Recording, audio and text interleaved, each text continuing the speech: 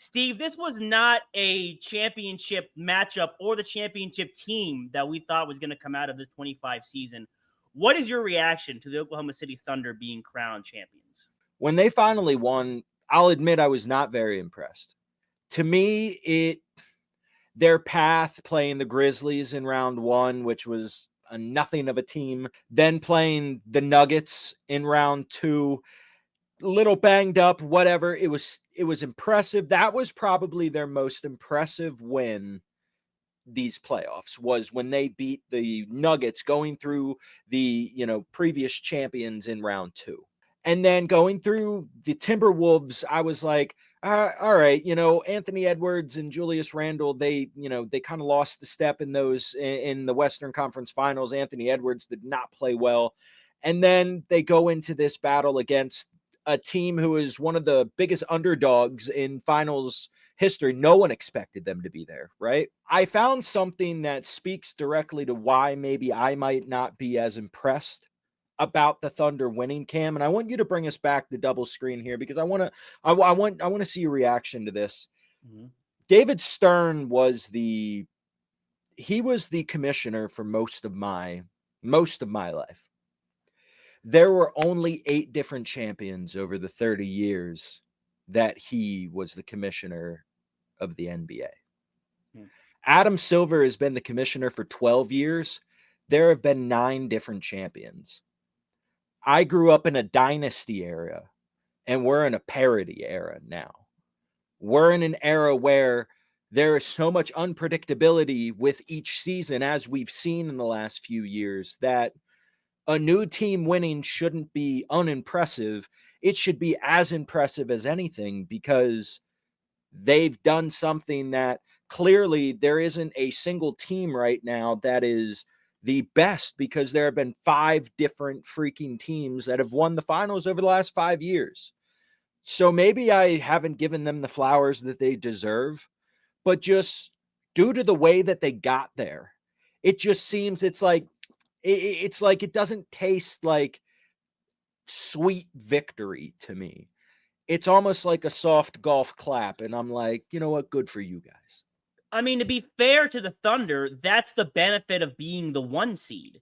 That's the benefit of winning that many games, that you get the easier path to the finals. I have sort of the opposite feeling of, well, I'm not like uber impressed, but what I am impressed by is that this was the Oklahoma City team from October to June.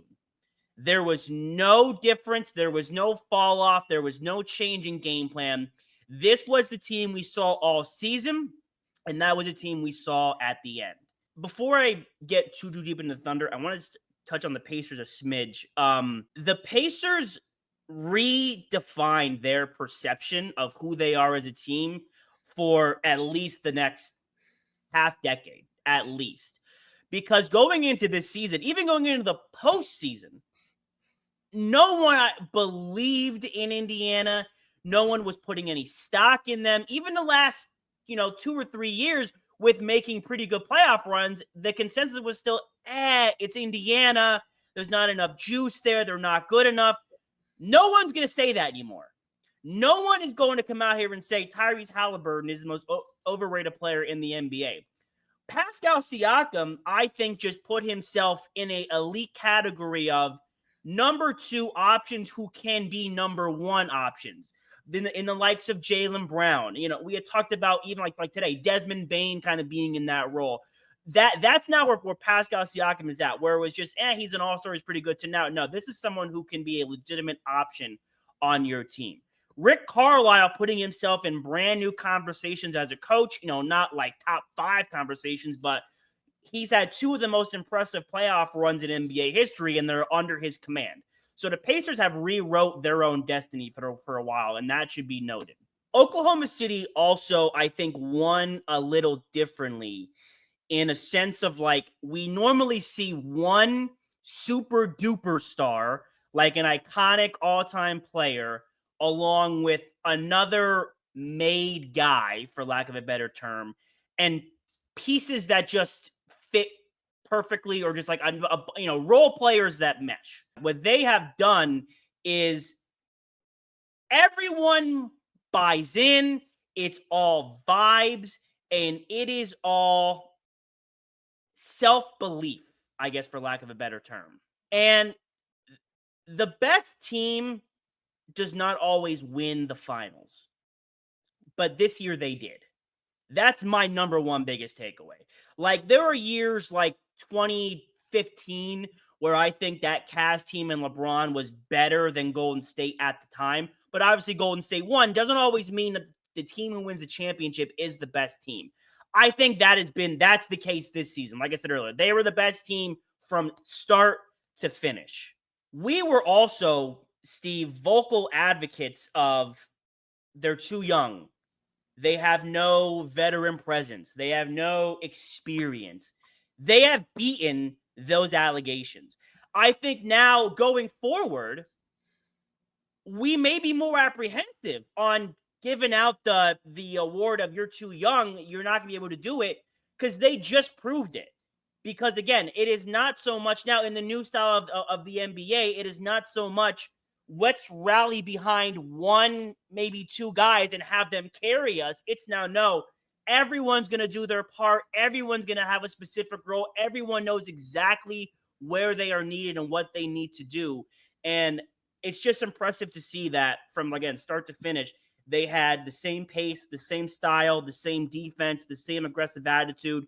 They believed in themselves from start to finish. So it's just impressive that, like, the other shoe never dropped. We usually wait for one of these championship teams, something's going to happen, and another team's going to go forward. That just never was the case with Oklahoma City. No, I didn't think about that. I didn't think about the fact that we always, with teams like this, like the Cavs, when they would be, number one in the East in, middle of the season, and we sit back and we're waiting, okay, when do the real Cavs show up? I remember you and me talking about that.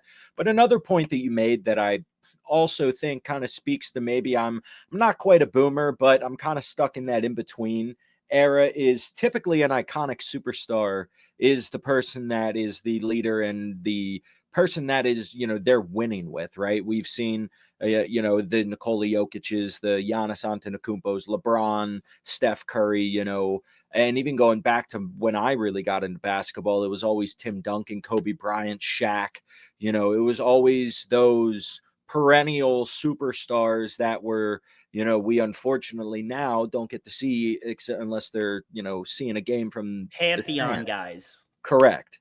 And I think maybe that's where it's just the generational lack of appreciation. And I'm not used to seeing, maybe I should be by now, but I'm not used to seeing a team like the Thunder win without there being a LeBron or a Curry or a Tim Duncan on the court, where now I can talk about, what does this do for their legacy? What is this? I'm all about talking about how somebody's adding to their resume. And there wasn't that storyline in these finals. So maybe that's why I'm lacking appreciation. And this is by no means trying to say that SGA is not a superstar. Correct. It's like, and it's not to say he's not a top 3, player in the NBA, 4 player in the NBA.